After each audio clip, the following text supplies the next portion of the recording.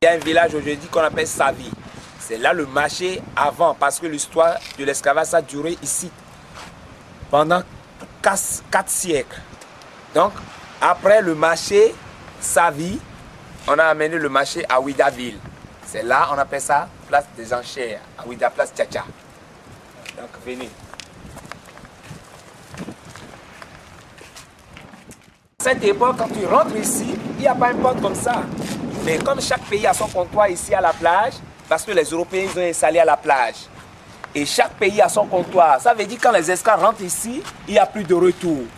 Je vais vous expliquer. Aujourd'hui, il y a un pays qu'on appelle Libéria. Libéria, voilà le symbole du Libéria. Parce qu'au temps de l'esclavage, quand les esclaves rentrent ici, il n'y a plus de retour. Donc ça veut dire de l'autre côté, c'est Europe. C'est à cause de ça qu'aujourd'hui, on a écrit la porte du non-retour.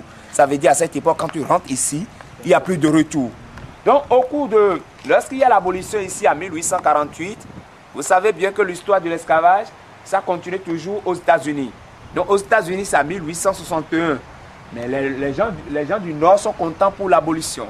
Mais les gens du Sud ne sont pas contents. Lorsque le gouvernement d'Amérique a fait tout possible et il y a l'abolition, en 1861, les gens du Sud sont contents pour l'abolition. Le gouvernement des États-Unis avec les pays qui sont contents, c'est eux qui ont cherché un endroit pour les esclaves libérés. C'est à cause de ça qu'il y a un pays qu'on appelle Libéria. Libéria, voilà, le symbole du Libéria. Ça veut dire de l'autre côté, c'est Europe. Et comme on a vu les esclaves tourner au dos vers la ville, voilà les faces côté mer. Au temps de l'esclavage, chez nous ici, il y a 2 arbres de magie. Il y a l'arbre de l'oubli.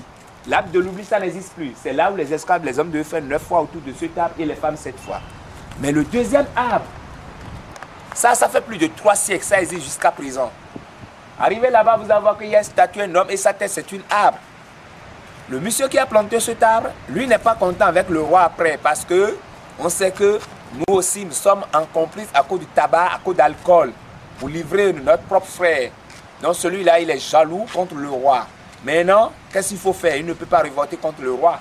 Lui, il a enterré une personne vivante pour dire bientôt, mes frères, il y aura l'abolition. Mais le jour de départ, il faut accepter pour faire 3 tours. Ça veut dire si quelqu'un met en Amérique partout, les esprits reviennent ici après leur mort. C'est à cause de ça qu'il y a les 2 statues qui représentent le revenant à la porte du non-retour. Ça veut dire nos aïeux qui sont déjà morts là-bas, les esprits reviennent ici après leur mort. Ça veut dire, chez nous ici, qu'on parle du vaudou, beaucoup de gens parlent du vaudou. Vaudou, ce n'est pas un fétiche. Il y a différents, le vaudou et la sorcellerie et le fétiche. Vaudou, c'est Dieu pour nous les peaux noires parce que s'il y a du vaudou, je dis au Bahia, Haïti, au Brésil, c'est d'ici qu'ils ont attrapé beaucoup des adeptes du vaudou pour aller à l'esclavage. Le berceau du vaudou dans le monde entier, c'est Ouida. Le premier chef du vaudou qu'on avait nommé ici, c'est en 1452, il s'appelle Dabogouno, c'est lui qui sépare la mer, ici à Ouida. Et ça c'est le Koril. Le Koril, ça veut dire c'est le premier monnaie africain. Ça veut dire vaudou, ça coûte cher pour nous les peaux noires. Si vous allez assister à la fête du vaudou, au Bénin, Togo, Nigeria, Ghana, partout, les Noirs te passent l'argent dans le vaudou. Le jour de la cérémonie du vaudou, tout le monde sont en joie, ils dansent, ils donnent à boire. On fait beaucoup de choses parce que vaudou, ce n'est pas un fétiche. Il y a différents le fétiche. Fétiche, ça tue. Il y a le fétiche pour le mal, il y a le fétiche pour le bien. Mais la sorcellerie, ça tue directement. Vaudou ne fait jamais du mal. Vaudou, ça protège, ça donne la bénédiction. Vaudou. Voilà. Le temple de Python, c'est un temple du vaudou. C'est le premier. Les premiers missionnaires qui sont arrivés, lorsqu'ils sont arrivés après l'abolition en 1861, parce qu'on a aboli l'esclavage en 1848.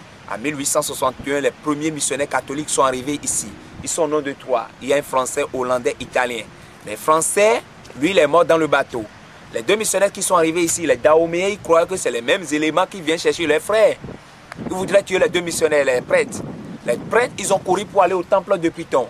Le temple de Python, c'est un temple du vaudou. Le temple du vaudou, à cette époque, c'est comme l'ambassade aujourd'hui. Ça veut dire temple du Python, c'est un temple du vaudou. Dans la maison du vaudou, jamais du mal. Grâce à ça que les 2 missionnaires sont protégés à Ouida. Donc l'église cathédrale, l'église mère pour tout territoire du Bénin, c'est Ouida. Fait face au temple de Python. Fait face au temple du vaudou. Ça veut dire, vaudou, c'est l'amour. C'est à cause de ça qu'il y a des choris, toujours là où il y a le vaudou. Dans le monde entier, quand on parle du berceau du vaudou, c'est Ouida. C'est Ouida. Un cœur. Le jour de la fête du vaudou, on dépose le trône du roi ici. Ici, c'est l'emplacement du vaudou. Et quelqu'un devait passer par ici, égorger des moutons, des poulets, donner au sang aux ancêtres, ici, le 10 janvier. Si vous êtes arrivé ici le 10 janvier, il y a des foules. Beaucoup de gens, toutes les hôtels sont remplis à Ouidah ici. Après la cérémonie ici, vous voyez la case ronde là.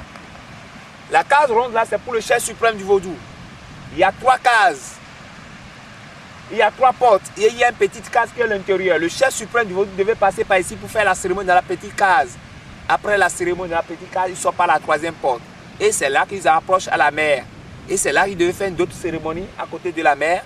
Et ils donnent la parole incantatoire à la mer. Et la mer, ça s'ouvre et il s'en va pour faire une cérémonie. Au retour de la mer, ils arrivent avec la pâte rouge qu'on appelle chez nous ici amiwo, avec des viandes bien préparées. Et c'est là que la fête, ça commence. Mais après l'abolition, la population est venue détruire toutes les maisons. Si vous allez au Sénégal, vous allez voir les maisons, les cases authentiques. Même au Sénégal, même partout. Mais ici, à Ouidah, ils ont détruit toutes les maisons. En réalité, pour tout le territoire du Bénin, il n'y a pas d'autre endroit. C'est le seul endroit, c'est ici. Et c'est ici, il y a beaucoup de pirogues. Mais pour l'embarquement réel, pour l'esclavage au Dahomey, c'est le mois de décembre. Décembre, janvier, février, les 3 mois là, la mer c'est calme. Pas beaucoup de vagues. Donc, dans les 3 mois là, c'est le vrai temps de l'embarquement au Dahomey. Ouais, donc c'est ici, il n'y a pas d'autre endroit. Et à cette époque aussi, il n'y a pas Cotonou. C'est Ouidah, la première ville. Et c'est le seul route authentique que vous avez déjà pris pour arriver à la porte du Nord-Retour. Donc c'est ici réel. Et il passe par ici, il va au Sénégal, avant de continuer la route pour aller en Amérique.